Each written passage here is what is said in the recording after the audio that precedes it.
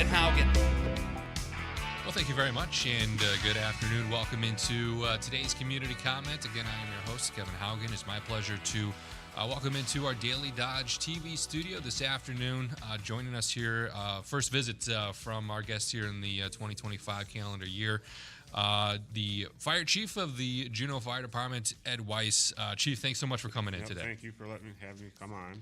And we're going to talk about an exciting new program that's kicking off here today. Actually, today is the official start, but we'll get to that in just a moment. But want to spend a few moments taking a look back at 2024 and just kind of highlighting some of the things that went on for the Juneau Fire Department last year. But for our listeners or our viewers out there, if you have a question for our guest here on Community Comment today, you can call the program at 887-9595, or you can text. Oh, excuse me, I get these crossed a lot because I read them in the wrong order, but I caught it this time. Excuse me, if you call 885-4446, you can get onto the program, or you can text 887-9595. Again, the phone numbers are 885-4446. If you want to call to get in, you can text 887-9595. If you have a question for our guest on a Community Comment today, again, Ed Weiss with the Juneau Fire Department, their chief of the agency there in the city of Juneau. And Chief, before we dive into talk about that program involving smoke detectors and what that all entails, want to spend just a few minutes with you and kind of look back at 2024 now that we're here in 2025. Obviously, just a couple of days, not 2 weeks quite yet into this year, but I know you had mentioned before we got on air today that last year was a very busy year for your department. Busy year. We had 124 calls for a year, which is the most that since I've been on the fire department, it's been the most we've ever had. Wow. So. And how long have you been there again? I've been be 16 years. So you have quite the large sample size to compare it to. We average when I started, we averaged about 50 calls a year. So wow. And is it one of those where it has steadily gone up? Each year it's been steady, about 20 calls every year. 20 calls. Gotcha. And I think you had mentioned too that you yourself had responded to, I think, around 66 calls of those. So a little over half of what those calls that you guys saw in 2024. And what's the mix? Obviously, being with the fire department, it's not all. You think it's just all fire calls that you respond to a lot to different calls. But what was the breakup like? Majority of calls would be car accidents. Okay. Would be a majority of calls. And I think the structure fires, it's right around 12, 14. That's usually our average. Okay. And that's just not in the Juneau Fire District, but that's where we get mutual aid out to other areas for fires. Yeah, and is that included in those statistics? Yes. Is mutual aid calls out? Mutual aid calls, everything. That's total calls for the year. So. Yeah, mutual aid, if for those maybe who aren't familiar, if you don't mind, Chief, just kind of explain what that process looks like. So basically, mutual aid is if we need help, we just have a structure fire, we need more help, we just call it on the MAVIS alarm system. So it's all pre-planned, who comes, with what apparatus they bring. So then, it's the same. It's all the Dodge County. We're all mutual aid with each other. We have an agreement. So, and that MAVIS system, that's the mutual aid box alarm system. So, and that really is such a huge help for departments. It's a vital tool. It really comes in, and then even if we have 5 alarms that we can go through, and even if we need more people, we can go what they call interdivisional. So we can go out of county, bring people from other departments from other counties in to help, especially if we have a long call, to help relieve our people and give them a rest. Yeah. Yeah. Maybe if you don't also mind, I've seen also in a number of press releases that come out that it was like a 5 alarm or a 4 alarm. Yeah. I'm assuming as that number gets higher, the severity increases. Is that how that works? Yeah, that's what it comes down to, or it's just staffing. Sure. A lot of times, they're not bringing as many people because during the day people are short, so we end up going to more alarms just because we get the people there. So. And if the fire is in the city of Juneau, you're the one who ultimately decides. All right, this is the home department decides what card, because we make all our cards out. If we have division zones or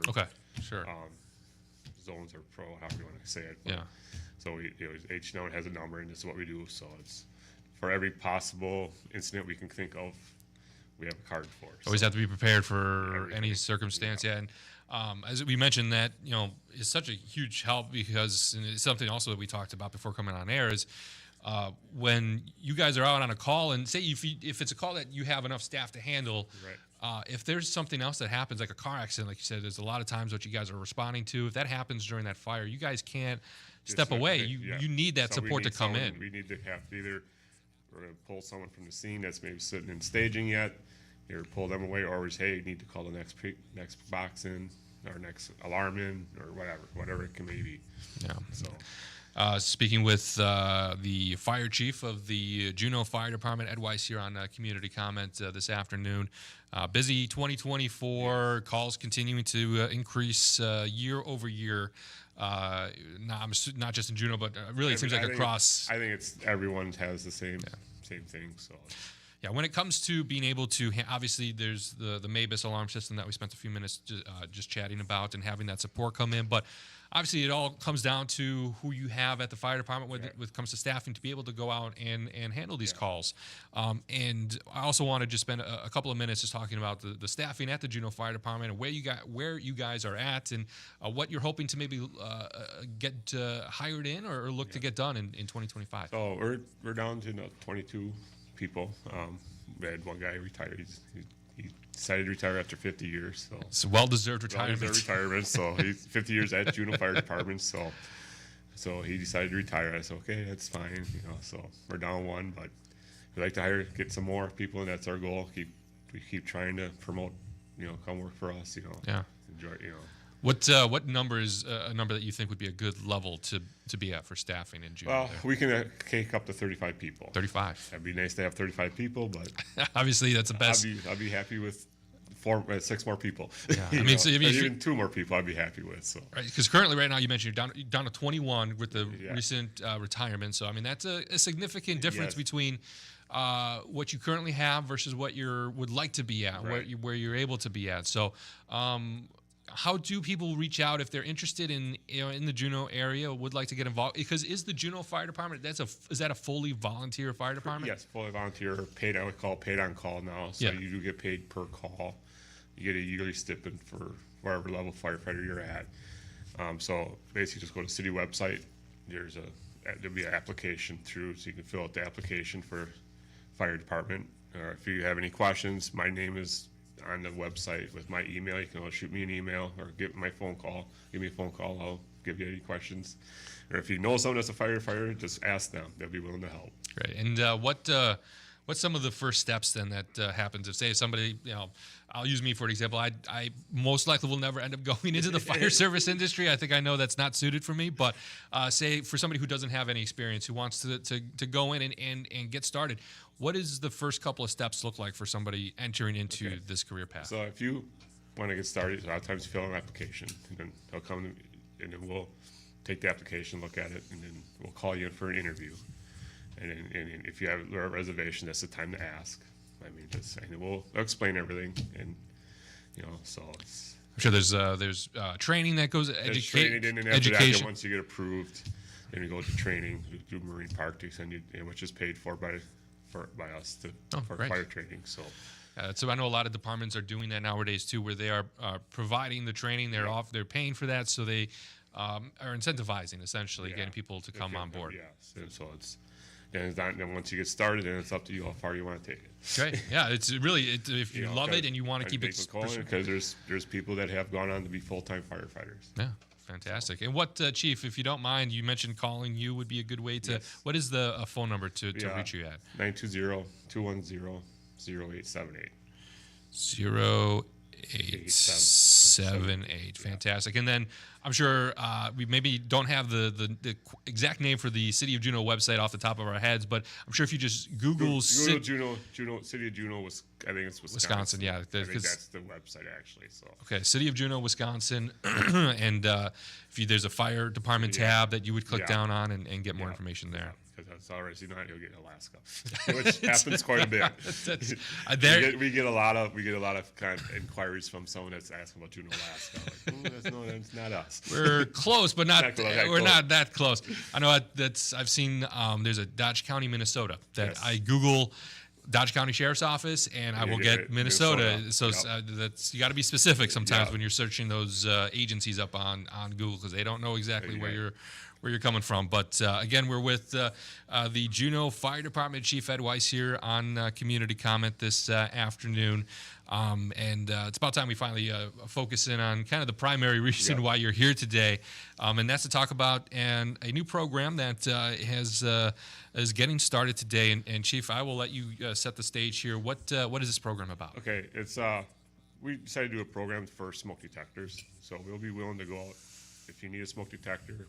We'll be willing to go out and replace it, or if you just need changing batteries, help change batteries, we'll come out and help you. Great. And so, and this program got started because Quick Trip gave us a grant to at least get to buy the initial smoke detectors. So, so you just got to call. It'd be on our Facebook page, so you can contact through there, or you can go through my contact. Call the chief and get set up. We'll get set up, and then along with that, we'll come and help get that set up, and along with that, we'll also give you a checklist for homeowners to do a self-evaluation of your home if your fire's safe.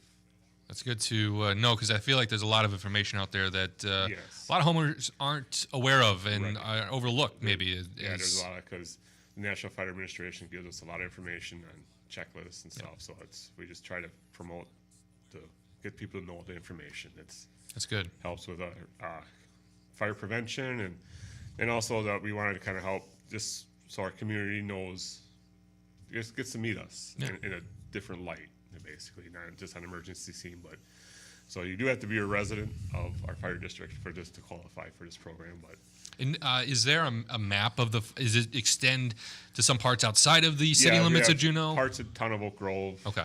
So, and then also a little bit of Hubbard. So a ton of Hubbard, but yeah. I mean, I'm sure if you were not 100% sure, you could call up and give your address. Give your address, and we'll let you know. Okay, fantastic. And I want to quickly go back here. You mentioned that this program got started thanks in part to a grant that was provided by Quick Trip there in Juneau. And just talk about what it means as the chief that a local business is doing something like this to help build that partnership and get support for the fire department and to be able to do something like this. Yes, it's very helpful that the businesses help. Yeah. I mean, it really helps us out, and Quick Trip has helped us out quite a bit. Even just during incidents, they help supply food. So they've helped us out quite a bit. So if I'm understanding correctly, did Quick Trip essentially do this entirely on their own, and then or did you guys work alongside them? We worked alongside them. One of our members wrote the grant. Okay. Had to write the grant, wrote the request. So, and they gave us, I think it was $250 to start out the program. So. Fantastic. And now, do you know? Sorry. It's a good start. So we can get it going. So. Perfect. Fantastic. Now, is this something that was a grant that was through the state of Wisconsin or a federal agency? No, it's actually through Quick Trip. It's Quick Trip Cares. Okay. Their foundation. So. Fantastic. So there was a submitted grant through the Quick Trip company, and then they were handing out these grant opportunities to local fire departments. Fantastic. Now, you had mentioned, too, just the importance of education and fire prevention and working with the community to stay on top of those things. Just, in a person in your position, and really that's, your job obviously is to fight fires, but really it's to prevent fires from. That's how it's part of fire department is to help prevention. You have to have a program for fire prevention and try to educate people on fires and what to do, what not to do. To prevent them, what to do to prevent them, what not to do, And also, I'm sure too, what to do if you find yourself in a situation. Yeah, because obviously there are important steps, and that's. Go ahead. You could have an escape plan. Yep. To have, to make sure there's a lot of important things to do, and just need to be careful on electrical fires. Yeah. Cooking fires, whatever. Grease type of fires. There's always different kinds of fires. You never know. A lot of I'm sure if somebody didn't know, they see a grease fire, you take water and throw it in. No, you don't do that. That is not what you. But for somebody who maybe in the heat of the moment don't know, and obviously you see fire, you want to put water on that fire to put it out. That's why. Getting out there in the community and showing your face and walking through all these different scenarios and teaching the community will help everybody stay safer and hopefully lessen the amount of calls that the Juneau Fire Department. That's what we're hoping, and it also helps us, I guess it helps us give us a good name, but Yeah. but we're also trying to help the community that we serve. Because we're here for services. That's why we do it, to serve the community. So yeah, and you mentioned too that this is also a great opportunity to, get out. You said so. Just to meet the people, Yeah, and they get to meet us more in a more relaxed atmosphere. We're more relaxed, and not just me. On instant, we're a little more. I could say high strung a little bit more. It's a different. It's different. We have a different attitude than Yeah, we're which is understandable. I feel like Right. that's to be expected when you're Right. out battling a house fire, and again, those circumstances are the most difficult for most people there will ever be in for a situation like that where their house is on fire, all their valuables are burning down. right.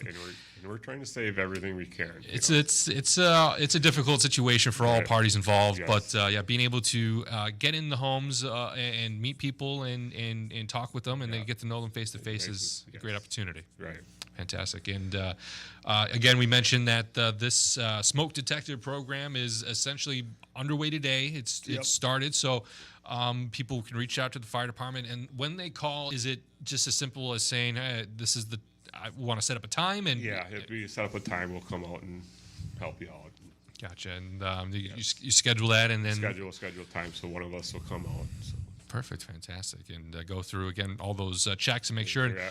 And how important is it, Chief, that And then even the checklist, if you just want to take it after you. Sure. You just want the checklist, you just contact us, we'll give you the checklist too. so there is opportunity? Maybe you say, I check my fire alarms. That's fine. And All that's the great. time. That's great. And that's great. That's great that you do that. 'Cause Yeah. Once I relax once on that too. I need to change my batteries more. I'm just as guilty as everyone else. So. It's easy. It's an easy thing to overlook. Forget, Yeah, to overlook it. yeah. It's very easy. I get it.